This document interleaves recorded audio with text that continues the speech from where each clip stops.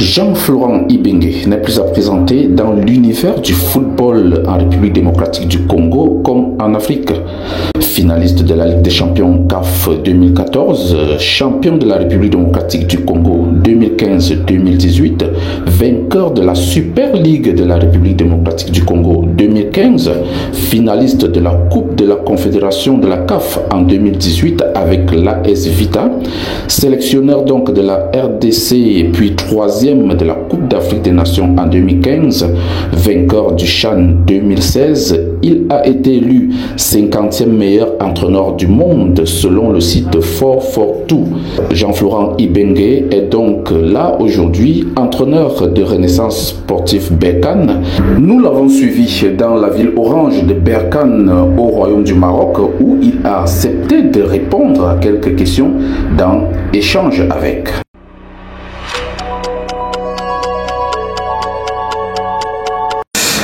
Bonjour à tous, vous êtes bien sur DFMS TV, n'est-ce pas, la télévision de l'heure. Nous sommes donc à la rencontre de l'entraîneur de Renaissance sportive Berkane, monsieur Florent Ibenge, ex-sélectionneur des Léopards de la République démocratique du Congo, qui nous a fait l'honneur de nous recevoir dans ce locaux, notamment pour parler de lui, de sa carrière et aussi de sa présence ici, bien sûr, en terre marocaine. N'oubliez pas de vous abonner bien sûr sur YouTube, Facebook ou encore Instagram pour suivre au maximum nos informations ou encore notre actualité.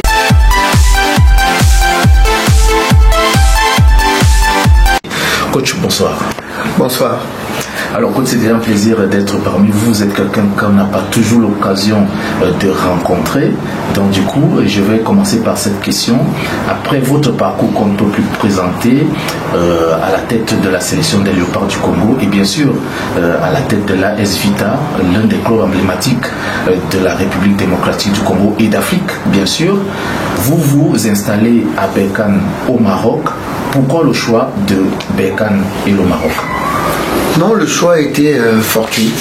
C'est-à-dire que on venait de terminer le championnat congolais. On avait fait un très très bon championnat, invaincu. On était champion avec 10 points d'avance, 9 points d'avance sur notre second.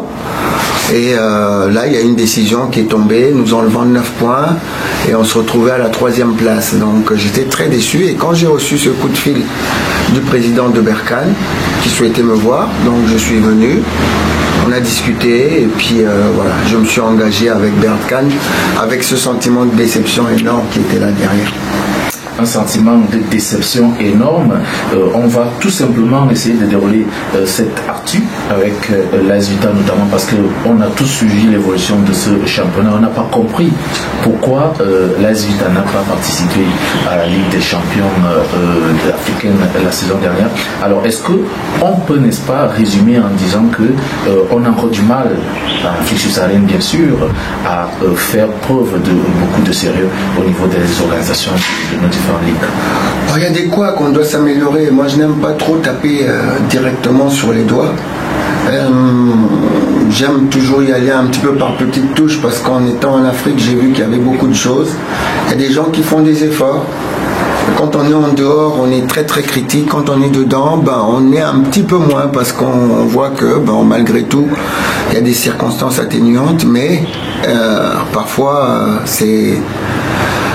il y a beaucoup de mauvaise volonté parce qu'avec un peu plus de bonne volonté, on doit faire beaucoup mieux que ce qu'on fait. On doit faire beaucoup mieux. Et tout ça, ça procède de la vision que l'on a du sport et notamment du football. Moi, depuis les années début 70, on a catalogué les sportifs de voyous.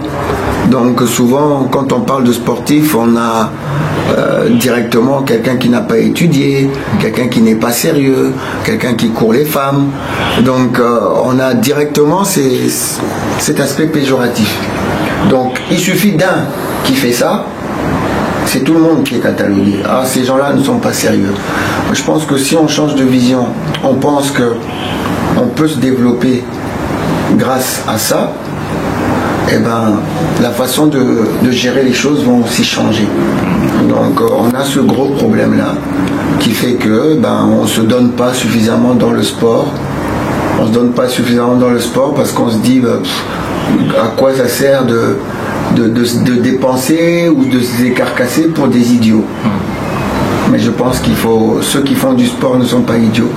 Et ils méritent vraiment qu'on prenne, qu'on fasse attention à eux parce que ça peut être un modèle de développement. Tout à fait, on reviendra d'ailleurs sur le football africain, votre vision sur le football africain bien après, mais parlons d'abord de la personne que vous êtes et surtout sur le côté, dans le côté professionnel. Vous êtes l'un des entraîneurs les plus respectés en Afrique, notamment avec ce que vous avez développé en République démocratique du Congo, tant en sélection qu'en club. Aujourd'hui, est-ce que vous pensez que vos collègues entraîneurs subsahariens bien sûr, essayent de suivre le pas? J'espère parce que et on est là aussi pour ça. On est là aussi pour ça parce qu'on est quelques-uns à pouvoir emmener le football africain et surtout les Africains à être reconnus. Moi j'ai juste une analogie, mon autre pays c'est la France. Alors en France, vous regardez le championnat de France, même dans les centres de formation, vous regardez, il y a beaucoup de subsahariens, pour ne pas dire noirs, il y a beaucoup de noirs, il y a beaucoup de maghrébins. Ce sont la majorité d'ailleurs du championnat de France. Mais qui est entraîneur subsaharien ou maghrébin? Championnat de France. La question se pose. Donc, il y en a, on compte des années et des années, on peut compter. Il y a eu Jean Tigana qui est là, que je salue. Il y a eu Comboiré. Dernièrement, il y a eu Vira. Et il y a eu, comment il s'appelle, Thierry Henry. Et puis Sabri Lamouchi. Bon, il y en a peut-être quelques-uns que j'oublie. Mais c'est maigre. Oui, très maigre. Mais moi, je prends ça, j'ai un mauvais signal par rapport à ça. Moi, je prends ça comme un mauvais signal. Ça veut dire que on peut jouer. Donc on nous donne la possibilité de jouer, même si c'est plus facile maintenant qu'à l'époque où certains jouaient, où moi je jouais au plus haut niveau amateur, parce que je faisais des études, où on n'avait droit qu'à 2 étrangers. Après, il y a eu la loi Bosman, la loi Malaja, et puis les accords de Lomé qui ont fait que maintenant c'est un peu plus facile, c'est plus ouvert. Mais malgré tout, ça donne un très mauvais signal de mon côté. Ça veut dire que tu peux exécuter, on te donne des ordres, mais le poste de direction, c'est pas pour toi. Tout à fait. Donc, tu ne peux pas passer à l'opposé. C'est un très mauvais signal. Et ça, c'est la faute de nos dirigeants. Moi, c'est pas nos collègues, c'est la faute de nos dirigeants. Et encore une fois, je reviens sur un modèle de société. C'est-à-dire que on a tous grandi, que ce soit au Congo, au Zaïre d'avant, et Cameroun, tous nos pays subsahariens, Côte d'Ivoire pareil, enfin tous.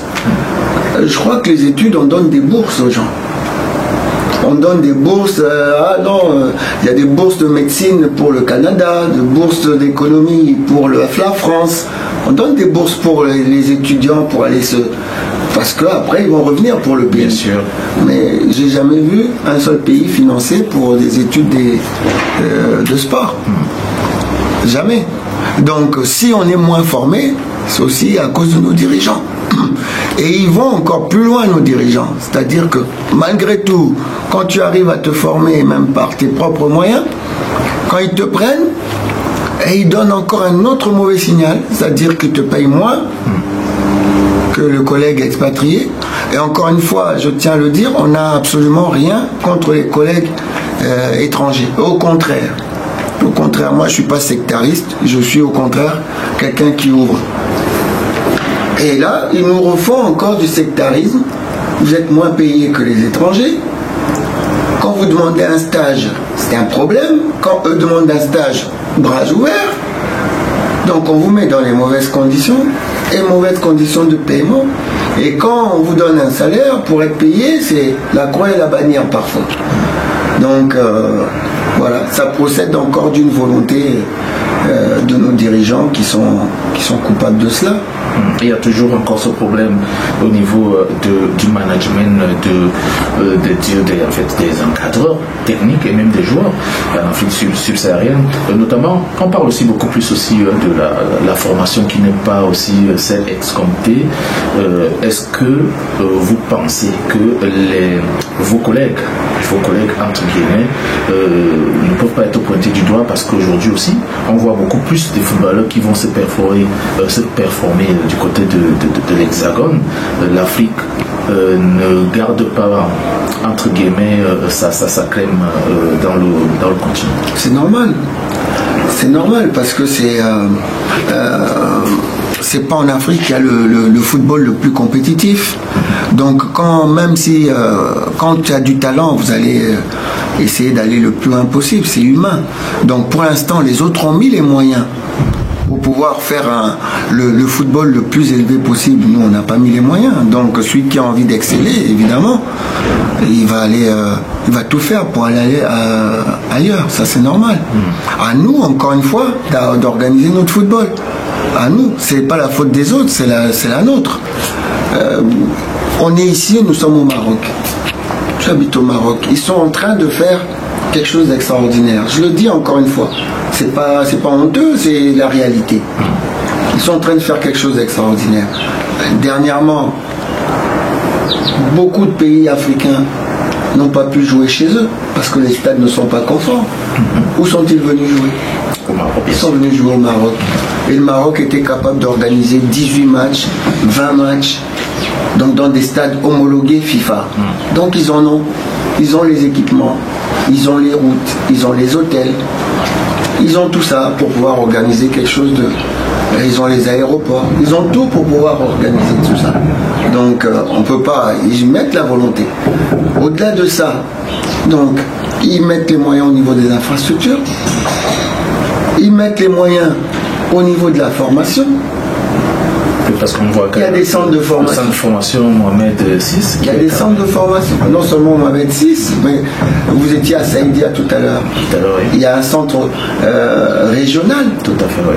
Et mais vous n'avez pas visité le centre de Berkane. Donc ça, c'est celui du club. Mais il y a aussi un centre régional.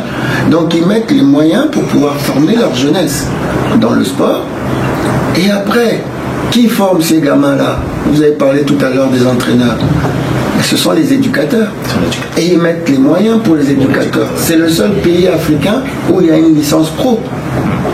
Donc, ils mettent les moyens dans les infrastructures, dans la formation, mais aussi dans la formation des cadres. Donc, voilà. Qu'est-ce qui nous empêche, nous, de faire ça? C'est ça, il faut suivre le pas du Maroc. Et je vais quand même... c'est un pays africain. C'est un pays africain, bien sûr. Je vais revenir aussi sur cette question infrastructurelle. Vous êtes quitté, n'est-ce pas, de la République démocratique du Congo. Vous êtes arrivé au Maroc avec toutes les installations dont vous avez cité tout à l'heure. En dehors, n'est-ce pas, de ce cadre-là, au niveau des infrastructures, quel est un autre, comment dirais-je, un exemple de différence entre le football subsaharien et celui de l'Afrique du Nord, sortant du cadre infrastructurel? On sort du cadre infrastructurel, on est dans la formation, c'est déjà la différence, même si on se forme, mais la formation, il y a des niveaux. C'est comme quand vous allez à l'école. Quand vous êtes en 3e primaire, vous n'avez pas les mêmes matières que quand vous êtes en 6e, je veux dire, ou en terminale. Vous n'avez pas les mêmes matières. Quand tu es en terminale, tu n'as pas les mêmes matières qu'à l'université. Déjà, si les autres sont arrivés à la licence pro, c'est qu'ils sont au summum déjà au niveau de la formation. Donc, il y a déjà cette différence. Et on le voit. On le voit quand on joue. Ici, tu joues au championnat marocain, tu vas trouver beaucoup de différences, des équipes qui jouent avec des organisations différentes. 3-5-2, 4-4-2, 4-3-3. Donc c'est un petit casse-tête. Souvent en Afrique, tu trouves le 4-3-3. Partout où tu vas, il y a un seul système. Donc voilà, il y a une différence. Il y a une différence déjà à ce niveau-là. Ensuite, la différence salariale. Maintenant, les pays africains ont pensé aller tout le temps en Europe. Maintenant, on voit qu'il y a des Européens, maintenant, des joueurs qui jouent. même en première division des championnats européens, qui viennent jouer au Maroc maintenant. Parce qu'ils ont des salaires qui sont supérieurs ici au Maroc que même en Europe. Donc voilà, ils mettent les moyens. Et pourtant, le Maroc n'est pas réputé pour être le pays le plus riche du monde.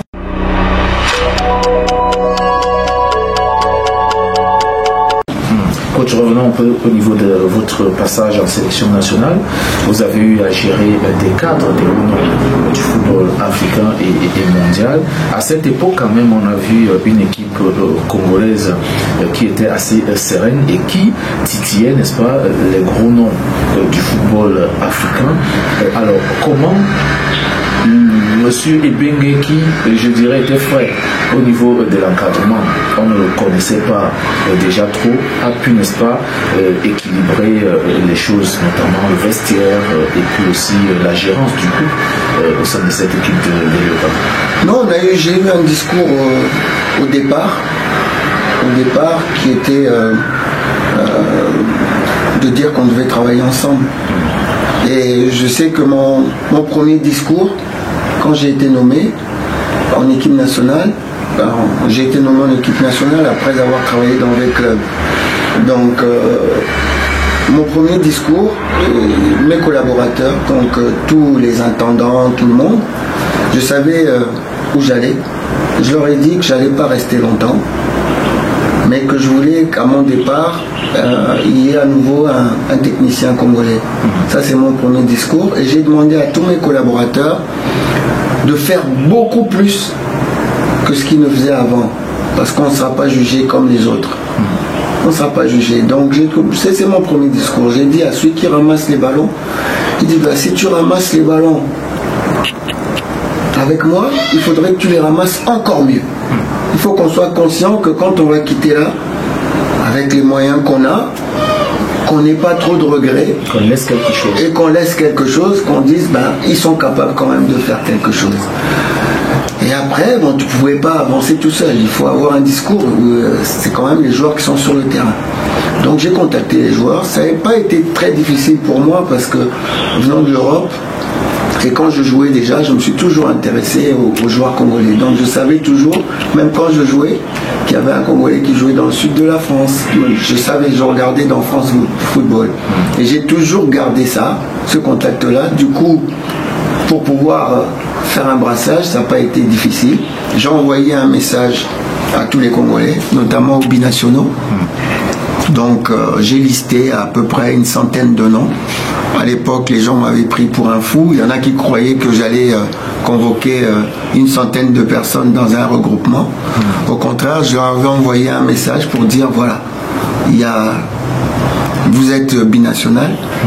Il ne faut pas prendre ça comme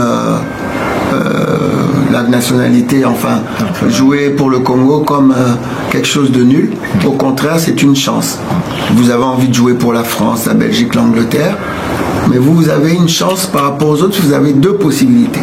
C'est-à-dire, si on ne te prend pas dans cette équipe-là, tu peux jouer aussi pour le Congo. Et si vous venez tous, puisqu'en championnat, vous jouez contre tous les meilleurs, mais si vous vous réunissez tous, vous pouvez faire quelque chose de bien sans avoir peur de qui que ce soit, et on peut aller en Coupe du Monde.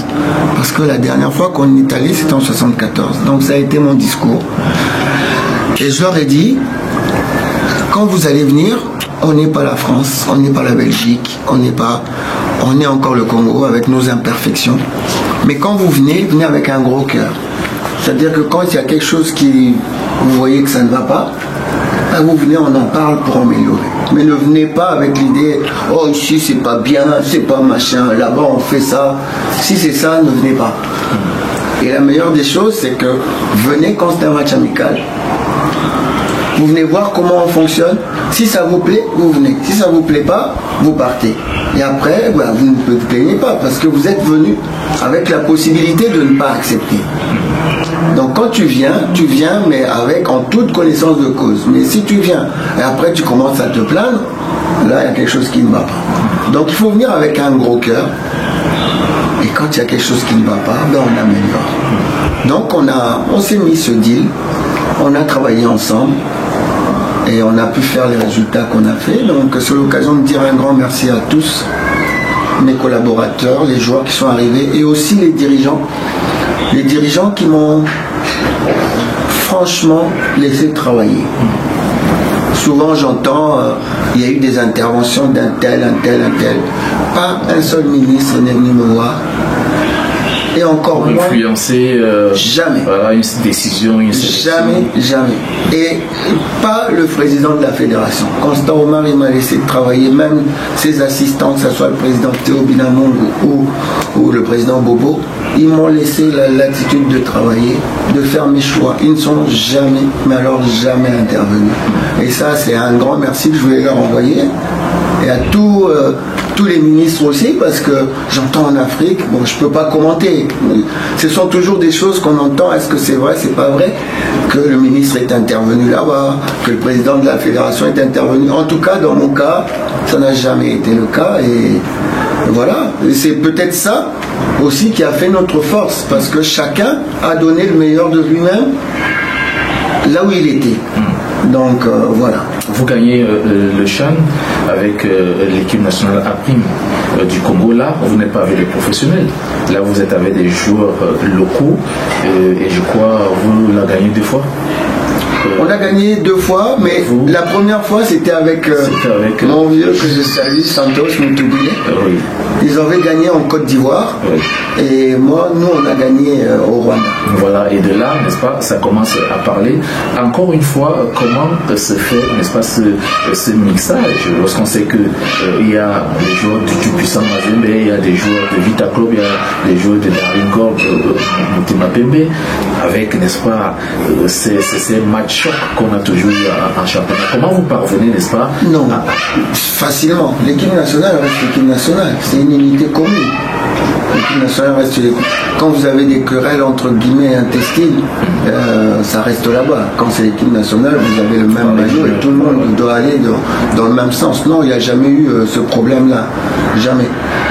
Évidemment, quand vous sortez une sélection, il y a toujours des gens qui parlent parce qu'ils se disent oh mais non, mais on essaie de faire des quotas. Ouais. Il y a autant de joueurs de telle équipe, il y a autant de l'autre, mais ça, j'en ai jamais tenu cure. C'est quel que soit l'endroit d'où tu venais, et si tu méritais de jouer, tu étais pris. Il n'y a pas eu de favoritisme de ma part, en tout cas, par rapport à un club. Mais je me souviens, à nouveau, on est du premier discours. Bon, les joueurs sont là, ils sont pas. Comme j'ai parlé de mon premier discours avec mes collaborateurs, vous avez le loisir de les interroger pour savoir si je mens ou pas. Et là, tous les joueurs qui étaient là au stage aussi, le premier stage pour le CHAN, mon discours c'était ça. Donc vous êtes venus là, mettez-vous en tête tout de suite qu'on part au Rwanda pour gagner. Donc on s'est mis en tête déjà, dès le premier entraînement, ça a été mon discours. Donc on travaille pour aller gagner. Et ça a été ça. Et on s'est attelé vraiment du début à la fin. On s'est mis un objectif et on a travaillé dessus et on n'est jamais sorti de là. Donc encore une fois, ça n'arrive pas toujours. Ça n'arrive pas toujours, ça c'est la vérité, parce que tout le monde a envie de gagner. Mais les joueurs avaient du caractère. Et on avait la chance à cette époque-là d'avoir des équipes. Le TP Mazembe qui gagnait la Coupe d'Afrique, V-Club qui arrivait en finale. On a eu une fois demi-finale, Vita et Mazembe en demi-finale de la Ligue des Champions. Oui. Donc c'était pas un hasard, ça veut dire qu'il y avait des joueurs de grande qualité. Et ces joueurs de grande qualité, ils ont augmenté encore leur qualité, et je reviens un petit peu sur le problème des entraîneurs étrangers. Parce qu'on va croire qu'on ne veut pas des étrangers, des entraîneurs étrangers. Au contraire, bien au contraire, je suis pour ça. Parce que on avait. Pour créer une révolte peut-être? Non, pas une révolte, mais je veux dire, se regrouper sur soi, c'est pas bon. C'est pas bon. Est-ce que vous dites, coach, que vous êtes aujourd'hui considéré, ça il faut le dire, comme le meilleur entraîneur que la RDC ait connu, je veux dire localement parlant, avec ce que vous avez démontré? Est-ce que vous dites, bon, je ne veux pas rester sur ça, l'arrivée peut-être d'un entraîneur étranger peut faire en sorte que j'augmente encore mes capacités? Non, mais pourquoi je dis ça? Tout simplement, je reprends encore l'époque de la France. Oui. Avant, la France était fermée. On était fermé avec le nombre d'étrangers limité. Mais la France ne gagnait jamais rien. Tout à fait, oui. La France ne gagnait jamais rien. On a ouvert. Il y a eu beaucoup plus de joueurs étrangers. Mais la France a fait quelque chose d'extraordinaire. Ils se sont mis dans la formation. Et en formant leurs propres joueurs, leur équipe nationale a pris de la valeur. Même si le championnat de France n'est pas le meilleur, mais dans tous les grands clubs, vous trouvez des joueurs français. Ouais. Ce qui fait que ces joueurs ont côtoyé des grands joueurs étrangers. Ils ont pris chez ces joueurs étrangers, ils ont bonifié, et ça a servi à toute l'équipe de France et à toute la France. Et la France maintenant gagne des Coupes du Monde. Et grâce à la formation. Tout à fait. Donc c'est quelque chose d'extraordinaire de ne pas se recroqueviller, mais au contraire de se servir aussi, de s'ouvrir, d'avoir de l'adversité pour pouvoir avancer. Alors le fait qu'il y ait des étrangers qui arrivent, ça gêne pas. Ça gêne pas. Ce qui me gêne, c'est qu'il y a la discrimination envers ceux qui sont sur place. Travail égal, salaire égal, entre guillemets, parce que là on est dans le monde. Tout à fait. Alors, vous êtes au Maroc, vous arrivez à Renaissance Berkane, c'est quand même aussi un bon début avec cette équipe. Depuis le début de la saison, vous n'avez perdu qu'une seule rencontre sur, je pense, 13 matchs, toutes compétitions confondues, si mes souvenirs sont bons, Coupe de la CAF et championnat. C'est quoi le secret? C'est quoi le secret? Vous arrivez, vous découvrez le championnat marocain, il y a l'environnement, il y a la langue, il y a également aussi la qualité du travail, des infrastructures et même la mentalité des joueurs. Mais vous parvenez, n'est-ce pas, à mettre cette équipe à un niveau où elle doit être, même s'il y a encore du boulot à faire. C'est quoi le secret? Moi, j'ai pas un autre secret à part le travail. On essaie de travailler de la meilleure façon pour pouvoir ne pas perdre les matchs déjà, essayer de les gagner. Et si on ne peut pas gagner, ne pas les perdre. Ça, c'est la mentalité. Elle a toujours été. On ne peut pas toujours gagner, mais ma mentalité a toujours été celle-là. Et de mes expériences, même de mes discours, quand je rentre sur le terrain, j'ai envie de gagner. Même si je sais que l'adversaire est potentiellement plus fort que moi. Mais j'ai envie de gagner. C'est aussi ça qui a fait les résultats de la RDC, c'est de ne craindre personne quand j'étais là, parce que je m'en foutais de qui était en face. Je m'en fous. Je sais que ce sont des grands joueurs qu'on respecte. Je sais que ce sont des grands joueurs qu'on respecte, mais sur le terrain, pendant 90 minutes, j'ai même pas envie de savoir qui s'appelle, qui est ce monsieur-là. Qui est ce monsieur-là. Même dans mes discours, je prends le cas du match qu'on gagne en Côte d'Ivoire. La Côte d'Ivoire n'avait pas perdu sur son terrain, sur son stade, avec des merveilleux joueurs que j'appelle Fierté d'Afrique. Ils nous ont battus au match aller chez nous. On va chez eux et là la révolte est un peu en moi. La révolte est un peu en moi parce qu'il y avait eu des commentaires au match aller qui ne m'avaient pas plu. J'ai eu l'occasion de lui en parler à Philippe Doucet, parce que après ce match, on a fait un reportage, on fait une émission dans notre hôtel et il avait dit qu'on était éliminé alors qu'il restait une chance. Donc quelque part, je lui ai dit, tu m'avais boosté ce jour-là, je voulais te... Voilà. Donc quand on est arrivé en Côte d'Ivoire, j'avais vraiment un peu ce truc-là. Et des merveilleux joueurs comme Yaya Touré, mais dans ma causerie, j'ai dit, celui-là c'est le numéro 10. J'ai pas appelé Yaya Touré. Là, c'est le numéro 10, celui-là c'est le 7, celui-là c'est machin. Donc je voulais pas appeler leur nom. Après le match, ce sont des joueurs que je respecte énormément. Mais sur le terrain, on s'en fout. Oui, est-ce que Florent Ibenge, n'est-ce pas, ce monsieur timide, je dirais, entre guillemets, calme, qui ne parle pas trop, mais un tout petit peu caractériel, quand il est, n'est-ce pas, dans son milieu, dans son monde? Caractériel, non. Caractère, oui. J'ai mon caractère. Mon caractériel, non. Mais c'est vrai que quand je jouais, j'étais entre guillemets, ce que disent les Français, une teigne. Bien que petit comme je suis là, mais je me laissais pas faire sur un terrain, la raison, hors de question. Est-ce que c'est ça qui fait que les joueurs vous respectent? Non, les joueurs respectent parce que tu as la personnalité, par rapport à ce que tu es, par rapport à ce qu'ils voient. Donc voilà, c'est pas parce que tu cries qu'on va forcément te respecter, non, pas du tout.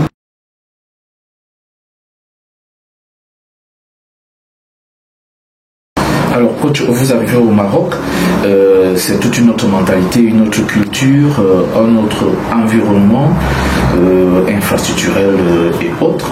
Et puis, il y a ce mixage-là, des joueurs marocains bien sûr et des joueurs étrangers. Comment est-ce que vous faites, n'est-ce pas, pour essayer de garder l'équilibre et d'avoir, n'est-ce pas, des joueurs qui parlent d'une même voix et qui regardent vers la même direction? Moi, je pense que il faut être juste. Ça, c'est mon discours. Moi, je ne connais pas ces histoires de couleurs, de tribalisme. Je ne connais pas ça. Je ne connais pas. Donc, moi, j'ai un groupe de travail. Je ne regarde pas celui-là, il est noir, celui-là, il est marocain. Je ne regarde pas. J'ai envie de gagner. Ah ben voilà. J'ai envie de gagner le match. Tu me donnes, tu mérites de jouer, tu joues. Et c'est tout. J'ai pas de. Et quand tu es juste comme ça, je crois que tout le monde le voit et tout le monde a la possibilité de jouer. Et puis ça passe aussi par le dialogue. Quand il y en a un, quand vous enchaînez, comme on vient de faire 7 matchs en 21 jours, je crois que tout le monde a la possibilité de jouer pour ne pas trop blesser vos joueurs. Donc voilà, tout simplement, il faut faire confiance à son groupe et l'utiliser avec cette capacité de travail qui fait que on arrive à avoir des bons résultats. Et je pense que c'est ce que j'ai eu au Congo. C'est ce que j'ai eu au Congo. J'ai mis cette concurrence. Cette concurrence qui fait que même quand tu venais, tu étais pro, tu devais montrer l'exemple pour pouvoir jouer. Il ne suffisait pas de venir pour jouer. Avec le statut de professionnel. Voilà, il ne suffisait pas. Et les gars l'ont bien fait, ils l'ont bien compris. Et quand avec leur qualité de professionnel, quand ils arrivaient, sachant qu'ils devaient, malgré cet environnement, donner un peu plus, donc ça a montré les résultats qu'on a pu faire. Alors coach, vous arrivez avec cette équipe de Berkane à, n'est-ce pas, titiller le Raja, le Wydad, bien sûr, même si ils sont devant le championnat, n'est pas encore terminé, il faut le dire. Quand vous arrivez quand même, est-ce que le discours des dirigeants est celui, n'est-ce pas, de venir et de prendre, n'est-ce pas, la tête, n'est-ce pas, au niveau de Berkane va gagner. Berkane va gagner un jour. Avec ou sans moi, Berkane va gagner parce qu'on a un président qui est très volontariste et il est dans cette logique. Il s'en fout d'où tu viens. Je me souviens à une discussion avec le directeur du centre de formation. Le directeur du centre de formation devait prendre un entraîneur et il lui dit lui c'est quelqu'un qui est de Berkane et il dit je m'en fous. Il dit je veux le meilleur. Ça c'est le discours du président de Berkane. Qu'il vienne d'où il veut, je m'en fous. Qu'il soit de Berkane ou pas de Berkane, je m'en fous. Trouve-moi le meilleur. C'est ça le discours du président. Et il est en train de prendre de l'avance. Dommage que vous n'avez pas eu la possibilité de visiter le centre de formation. On le fera un jour. Donc avec le centre de formation qu'il a mis en place, tout ce qu'il est en train de mettre en place à Berkane, il y va pas à pas. Il prend les ingrédients qui font qu'on gagne. Donc il y va pas à pas et il finira par gagner, ça c'est clair. Alors je préférerais que ça soit avec moi évidemment, mais je m'inquiète pas du tout pour Berkane avec cette volonté du président, on finit par gagner. Oui, aujourd'hui quand même Berkane est 4e en championnat. Est-ce que l'objectif de cette saison est d'aller chercher le titre et une place On a terminé à la 4e place. Quand je suis arrivé, il restait 5 matchs de championnat. Donc en 5 matchs... Et je rappelle que vous étiez au milieu du tableau. Oui, mais le championnat est très difficile parce que ici tout le monde peut battre tout le monde. Les équipes se tiennent à très peu, à part le Raja et Wydad qui ont, avec l'habitude, disons, de l'avance sur les autres. Mais on a réussi sur les 5 derniers matchs à gagner 4 matchs et à en perdre un, ce qui nous a propulsé à la 4e place. Et on a pu faire la Coupe d'Afrique cette année. Donc l'objectif, je crois que c'est humain. Quand on est un peu ambitieux, c'est toujours d'essayer de faire mieux. Donc on a terminé à la 4e place. Là, cette année, on veut terminer sur le podium. On a envie de terminer sur le podium. Parlons donc de ce match qui vous oppose à l'armée, à l'APR, FC du Rwanda, l'armée patriotique du Rwanda. Match aller 0 but partout à Kigali. Et puis cette rencontre ce dimanche en match retour. Est-ce que le match aller, ce score de 0 but partout ne vous inquiète pas autant? Donc c'est un score compliqué. C'est un score compliqué. J'aurais préféré faire match nul 1-1 par exemple, avec le but qu'on n'a pas marqué là-bas. Mais bon, on est à domicile, on se doit de rentrer dans cette phase de poule. Donc on n'a pas le choix, il faut gagner. Avec une victoire absolument. Absolument. Même si on doit aller au bout du bout, au tir au but, on doit avoir cette idée de rentrer dans la phase de poule. On est en compétition. Quand on est en compétition, on a envie d'aller le plus loin possible. Mais on a un objectif et il y a des étapes. Alors la première étape en Coupe d'Afrique, je me suis toujours donné cette étape-là, c'est de rentrer dans la phase de poule. C'est comme vous êtes aux études, vous avez envie d'être ingénieur, mais si vous n'avez pas votre bac, vous ne pouvez pas continuer. Donc la phase de poule, c'est vraiment pour moi l'objectif minimal. Donc il faut absolument rentrer dans cette phase de poule parce que c'est un mini championnat. Et là, c'est une autre compétition pour pouvoir sortir parmi les 2 premiers. Alors vous suivez quand même l'actualité sportive en République démocratique du Congo avec notamment les performances de la sélection nationale, les Léopards. Il y a, n'est-ce pas, cette élimination en Coupe d'Afrique des Nations qui se joue juste à côté au Cameroun. Est-ce une déception? Oui, évidemment, parce qu'on reste supporter déjà depuis la naissance, mais quand on est passé par là, on reste supporter, on va dire, incommensurable. Si vous allez sur mon profil WhatsApp, ça dit tout. Sur mon profil WhatsApp, ça dit tout. C'est RDC dans mon cœur. Et là, c'est référence à l'équipe nationale. Donc oui, c'est une déception de ne pas y aller. Mais moi, je passe toujours au-delà de la déception. Parce qu'il y a aussi des grandes nations dans le football mondial qui ont raté. Ici, on voit là, bientôt, pour la Coupe du Monde par exemple, ça sera soit l'Italie, soit le Portugal. Tout à fait. Donc ce sont des très grandes nations, mais qui vont rater. Et la Côte d'Ivoire déjà. Et la Côte d'Ivoire qui est out, ce sont des grandes nations. L'Afrique du Sud ne partira pas aussi à la Coupe d'Afrique. Donc tomber, on peut tomber, mais il faut se relever. Donc là, on est tombé cette fois-ci. Quand j'étais là, on a eu le bonheur de participer à 3 fois, à 3 coupes consécutivement. On a un coup d'arrêt, mais je ne suis pas abattu. Je sais que si on y met les ingrédients. Oui, les ingrédients. Et parfois, je dis, en tombant, on apprend beaucoup plus pour plus commettre les mêmes erreurs. Je reviendrai un petit peu sur la qualif qu'on a ratée de la Coupe du Monde. On a raté la qualification pour la Coupe du Monde. Voilà, ça reste une plaie béante. Tout à fait. Mais en reprenant les ingrédients, on a arrangé les choses. Il y a une chose qu'on avait ratée par rapport à ce match-là. On avait mal géré, par exemple, l'autre voyage. Notre voyage retour de la Tunisie, on l'avait mal géré. Depuis, maintenant, les voyages se passent mieux. Et ça, ben voilà, on a appris au moins, ne fût-ce que de là. C'est erreurs. Oui, on ne peut pas toujours tout savoir. On ne peut pas toujours tout savoir. Et bon, voilà, ça fait au moins une des choses qu'on a pu apprendre. Il y en a d'autres, hein.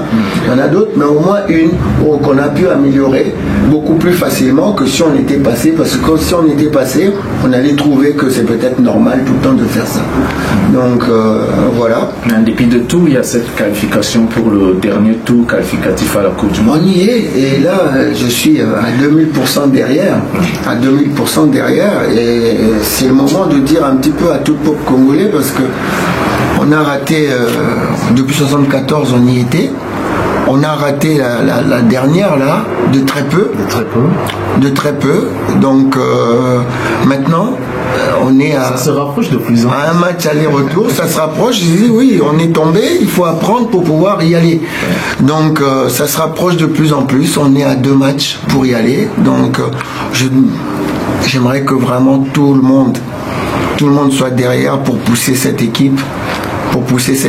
Et s'il y a toujours des gens qui aiment des polémiques, s'il vous plaît, laissons cette équipe travailler dans toute la sérénité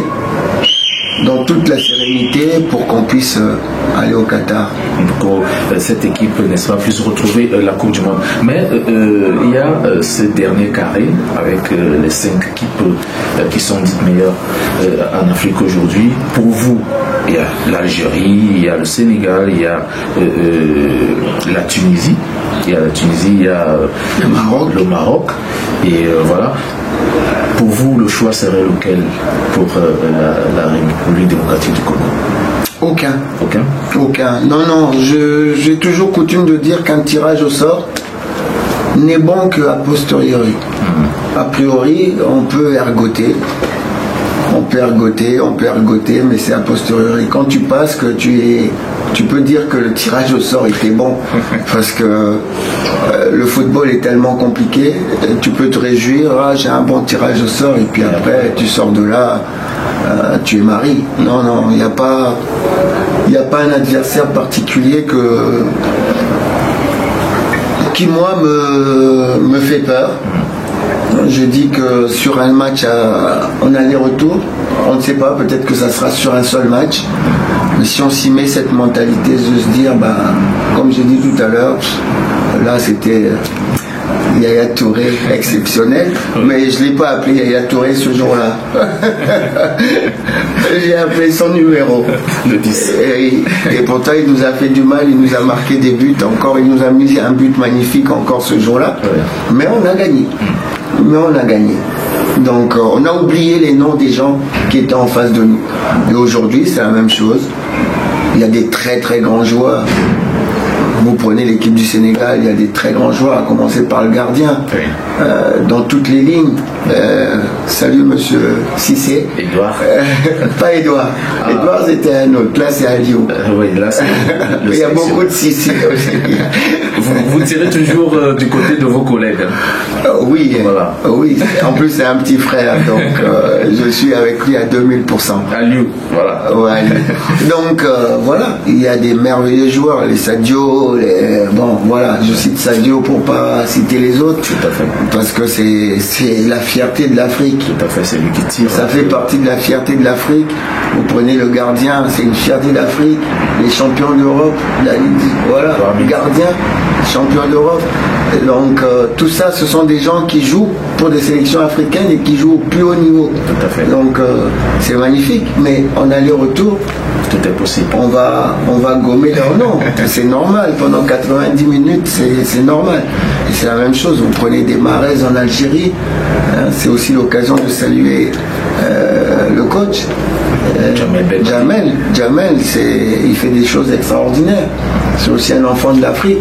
Donc voilà. Des choses extraordinaires. Une superbe équipe. Mais sur 90 minutes, tout se jouera sur le terrain. Voilà.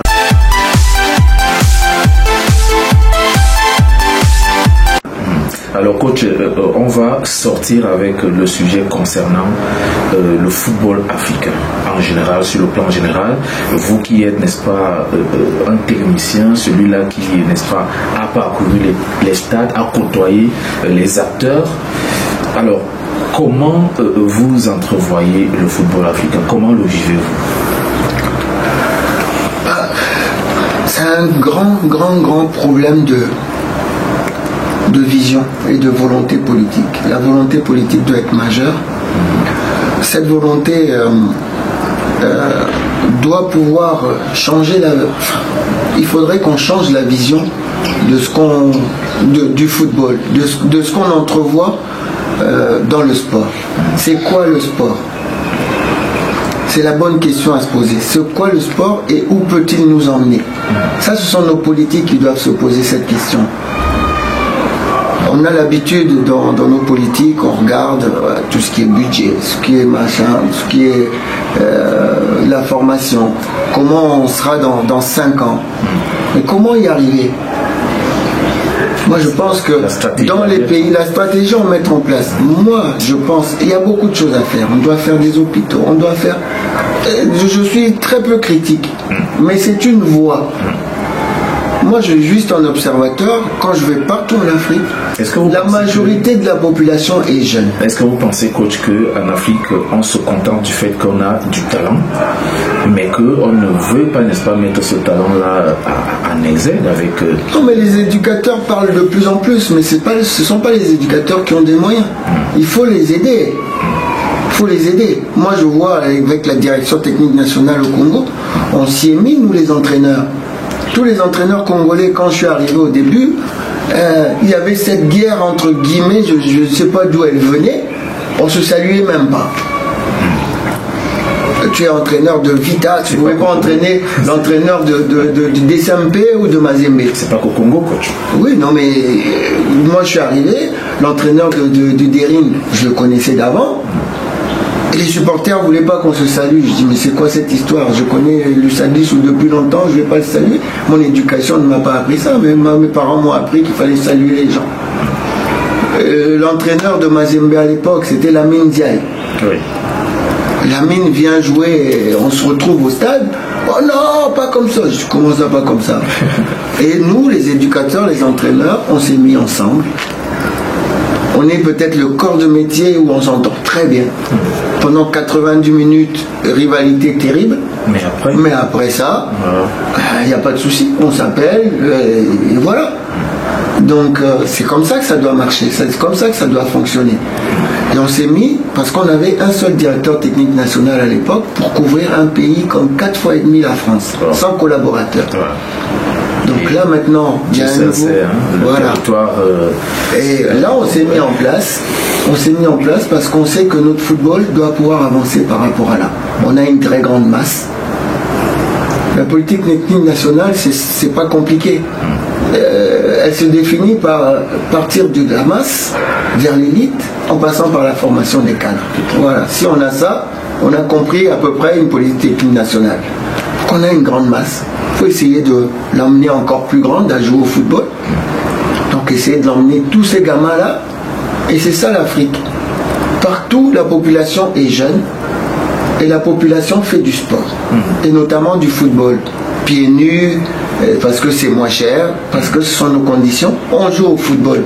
En pleine rue. Alors, si on change cette vision, parce qu'on est tout le temps en train de se plaindre, il y a des gamins de la rue, des gamins qui ne vont pas à l'école. Mais si on a cette politique, et elle ne vient pas de moi, hein, elle vient de la France. Moi, je l'ai appris en France. Ouais. Si on met du sport à l'école, on dit, on a des gamins qui aiment le sport ou qui aiment la musique. Celui-là, il aime le foot, celui-là, il aime le basket, celui-là, il aime le volley. On met ça à l'école. Le gamin va faire ça à l'école au lieu de traîner dans les rues. C'est une vision qui change. On a des gamins qui traînent les rues. Pourquoi ils traînent les rues? Après, ils vont faire quoi? Ils font des petits larcins. Et après, on dit non, c'est des enfants sorciers. Des enfants... Non, les enfants ne sont pas sorciers. Mettez-les à l'école avec ce qu'ils aiment et donnez des contrats d'objectifs. C'est-à-dire que le gamin va rentrer à l'école, mais tu lui dis, mon petit gars, si tu ne travailles pas en français, si tu ne travailles pas en maths, si tu ne travailles pas en histoire géo, je t'enlève de ce cursus de sport. Résultat des courses, elle s'y arrive, le gamin, il s'y met. Et tu sais ce qui se passe en France? Les gamins qui sont dans la filière sportive ont des moyennes générales supérieures à ceux qui ne sont pas dans les moyennes, dans les sections sportives. Donc ça veut dire que quand tu joues au sport, au foot, tu joues au basket, au volley, tu n'es pas idiot. Pas idiot, bien sûr. Au contraire, ils ont des meilleurs moyens que, entre guillemets, peut-être les fils à papa qui sont bien en place. Donc le gamin va travailler. Et il va tellement bien travailler qu'il va réussir. Et il ne va pas forcément réussir au football. Et s'il ne réussit pas au football, qu'est-ce qu'il va devenir ce gamin? Le gamin qui était dans la rue va devenir médecin. Le gamin qui était dans la rue va devenir architecte. Le gamin qui était dans la rue va devenir manager, va devenir maçon. Et au lieu d'envoyer des bourses à quelques petits privilégiés, parce que ce sont les fils de tel ministre ou machin, eux ils ont le droit d'aller en Europe faire de l'économie, ceux-là ils ont le droit d'aller faire médecine, mais là c'est tout le monde qui en bénéficie. Tout à fait. Donc en se servant du prétexte du sport, développer nos pays. Tout à fait. On peut développer parce qu'il n'y a pas meilleure richesse que l'homme. Alors, si on développe pas, si on ne forme pas l'homme, on a beau avoir toutes les richesses du monde, on ne pourra rien faire.